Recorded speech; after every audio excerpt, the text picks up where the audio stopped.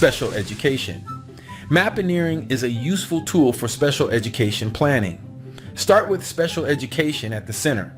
Branch out to individualized education plans, IEPs, accommodations and modifications, inclusive practices, and collaboration with support staff. Under IEPs include goals, services, and progress monitoring. For inclusive practices, list strategies like co-teaching and differentiated instruction. This visual layout helps organize and implement effective special education strategies, ensuring all students receive the support they need. Mind maps make special education planning more structured and comprehensive. Can you dig it? I knew that you could. Peace.